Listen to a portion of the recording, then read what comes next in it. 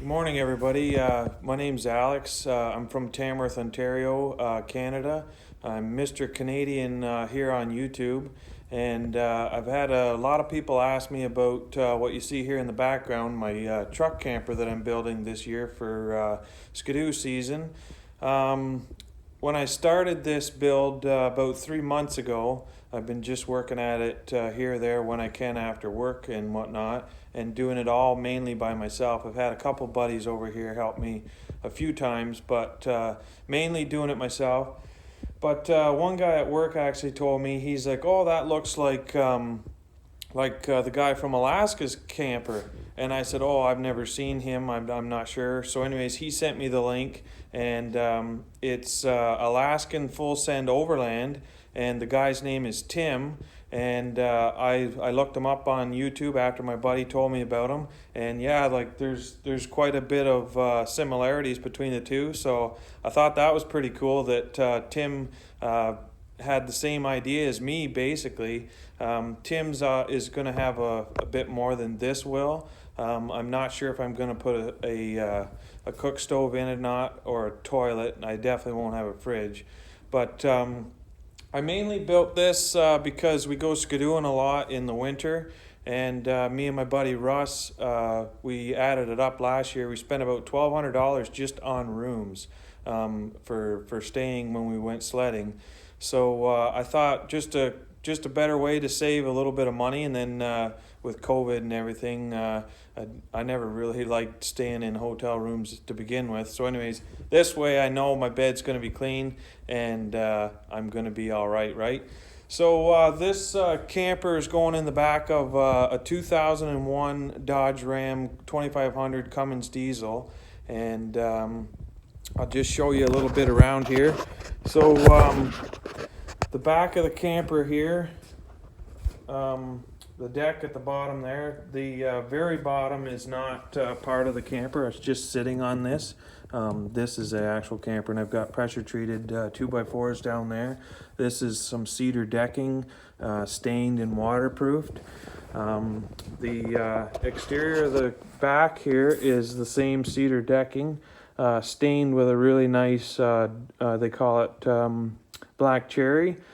Because my truck is like a burgundy color, so I tried to match it as best I could to the truck, so you don't look like too much of a hillbilly when you're sledding in the truck and whatnot. So the roof is steel roofing. I got that over at Sydenham Home Hardware at Truesdale's. Anyone that's local, if you're ever looking for steel, I know everybody cries for Havelock steel roofing, but I mean, you can't beat Truesdale's price. The guy hooked me up real good. I was about $400 for the whole roof, and I still got 2 sheets of tin left and half a bag of screws. So I mean, I can't beat that, really, right? So as we move around here, I'll show you the inside in a minute, but we'll just finish the outside. If you can see up here, this is like they call it Kona. It's Kona, and it's like a dark, almost black, but it's just a darker contrast so that I didn't have everything, this black cherry. And along the side, I'm going to do trim along the window there, and I'm going to do some batten up and down the side here just to break it up a bit, just so it doesn't look just like a sheet of plywood stained, just to give it some character. You can see the roof up there. I put the screws 3 inches from the bottom, and then every 6 inches up, and that should hold it from like blowing in the wind and whatnot. I was a little bit worried about that because like technically you're going to be driving this, right? And the wind and the rain and stuff is going to be going at it. Underneath, I do have some ice and water that I cut down to 12 inches so that I didn't have a whole lot of extra weight. And I ran that along the bottom, and then on the ridge up here, I ran it up and down the ridge and just tucked it in nicely. It is, I got Typar on there too, like the house wrap. So I'm just trying to get as much water protection as possible. On the front here, I'll show you. You can better see the contrast here between the black cherry and the Kona. Yeah, so I'm gonna do, once I get that batten up there, it'll look a lot better, I hope. The truck that it's going in is right here. It's raining today, so but anyways, the truck that it's going in is right here. My Dodge I picked up, and it's got a full 8-foot box on it. I am gonna not be running these tires and wheels this winter. They just have too much offset, and it'll be spraying the truck up with salt and whatnot. So anyways, I'll show you the inside. Just because today it was raining, I was working on this outside in the laneway, but the last week it's just been steady rain. So I pushed it in here in the garage with the tractor. It's a little bit tight working in here, and but at least I'm out of the rain. So in here, as we go inside, as you can see, it's all spray foamed, the roof and around the back here. I've still got yet to build the door. I have some red cedar that I had milled when me and my wife got married, and I made a wooden log bed out of it, actually, and I got some of that left over, so I thought the red cedar would look really nice on the door. So over here we're gonna have one bed, and to this line right here, and then the second bed is gonna start over here. So I have a full 17 inches to walk through, and just be able to move around in here a little bit.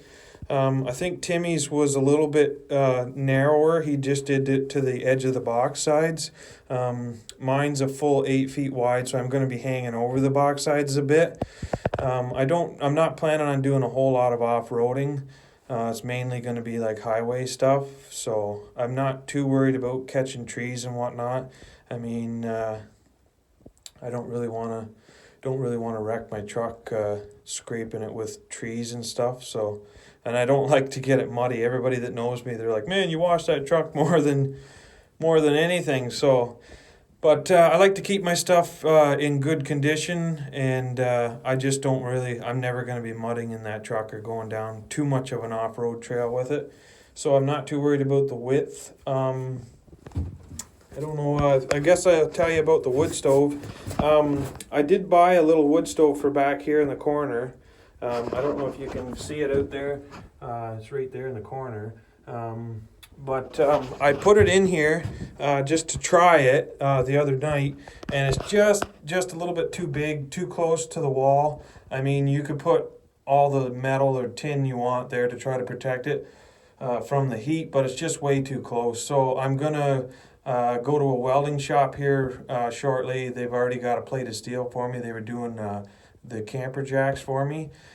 So I'm going to get them just to cut some plate, and I'll weld it up. And then I was actually thinking just using some regular car pipe for exhaust, rig that up for a chimney, and make a little damper. I can make a damper out of some plate steel too, and go from there. But keep us warm in here at least. I do have plans to make a little small bunk across the front right here. And I got 2 young kids, so I was thinking once we get this built and we're not using it for the winter, I probably will camp in it. We'll take a drive up north, and especially in the fall, I like going around seeing the leaves, and maybe take it on a hunting trip or two. Moose hunting. I know we're trying to plan a trip next year. This year it just couldn't happen. Too busy with a bunch of stuff and work and whatnot. But the flooring here, I'll just tell you, I'm going to do probably laminate flooring, I think. Just the thin stuff to try to save on some weight. I do have tongue and groove pine that I bought from Chisholm's here over in Roslyn, Ontario. And if you ever need any lumber at all, Chisholm's is another great place. I'm not getting paid to say any of that, but I'm just I like saving a buck, and if people help me out, I like to share the word, right? So I'll show you these camper jacks that I got. So I just picked these up at Princess Auto, and they got a removable adapter here so that you don't have to, like, you can weld it on a trailer is what they're meant for, and remove it if you needed to. So, and they got a grease fitting on the top there that I really like, so that if it ever gets kind of seasoned up or whatnot, I can grease it. It's just a maintenance thing, right? I'm all about maintenance. So anyways, I got the welding shop, and we're gonna cut some extensions for these, just so that they'll reach off the truck down to the ground, and I'm gonna sleeve them together so that it's got some strength, and I'll put a weld around there. It'll be more than what I need just to get it off the back of the truck. I did look up the conventional camper jacks, but they're just way too expensive.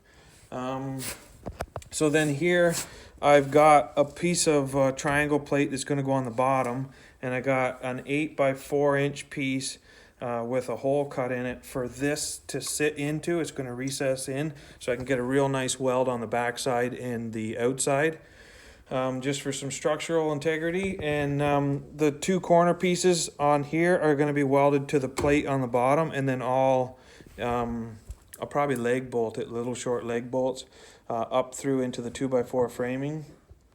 The windows, once I got a hold of Tim, I talked to him about his windows. That's what I wanted to put in this, but I just couldn't. You can't get them right now in Canada because of it's hard with COVID. But even I have a feeling even without COVID, you'd have a hard time getting those windows. But anyways, that's pretty well the camper. It is 2x4 framing. I didn't touch on that, but it is 2x4 framing. Then the walls are 1/2-inch plywood, and I stained it and weathered it. I weatherproofed it with a deck varathane. It soaks into the wood, mainly for cedar, for your decks and whatnot. I'm hoping it works. It's already got wet. Like I say here, it's been raining about a week, or 5 days at least. And it did get wet, and it says on the bottle that the water's supposed to beat up and just run off, and that's exactly what it was doing. They say on the bottle it only needs one coat. I think I might put more than one coat on it. It's only got one coat on it right now, but I might just do one coat. And this is it over here, the waterproofing, if you can see that. That's it right there, what I've used. This here is the black cherry stain that I put on the outside of the camper. And the Kona can is a little bit messier, so you can't really see that. But anyways, that's what I put on the outside of the camper. And I think today I'm going to try to run the electrical. I just got a few wires to run. I'm just going to do a couple lights in there, and a couple lights on the back porch here, just so that at night you can see, because usually when we get back from sledding, it's dark out, like usually it's nighttime. So we'll just do some exterior lights just to see to get back. The Timmy's truck, he's got a cooler, like a refrigerator cooler in his, and he's got a toilet and a cook stove. I'm not sure if I'm going to do the cook stove or not. I just really don't want to take up the extra space. I think we will probably eat mostly at restaurants or whatnot, like stop at little places when we were skidooing. So I don't think we're going to be cooking meals too much in here. It's just mainly for sleeping. But I'm going to make the wood stove so that I can cook on it too, because we're definitely going to be having bacon and eggs and cooking on the wood stove there. And other than that, I think I've pretty well covered everything. As I go along, I'm going to try to keep this updated. I know everybody was wanting me to do a video sooner when I was building this friends of mine and whatnot. They said I got to get it on here for everybody to see. And here we go. This is the first video. Hopefully won't be the last. And working on getting a drone for when we go on our sled trips. And hopefully get some nice footage of Canada and Ontario mainly, of up north and whatnot with the drone and skidooing. A lot of beautiful places to see on the sleds. So stay tuned for that, and like and subscribe to my channel here, Mr. Canadian, and be sure to check out Timmy's truck build too, or his camper build, because it was just a phenomenal job. He did a great job. So good job, Timmy.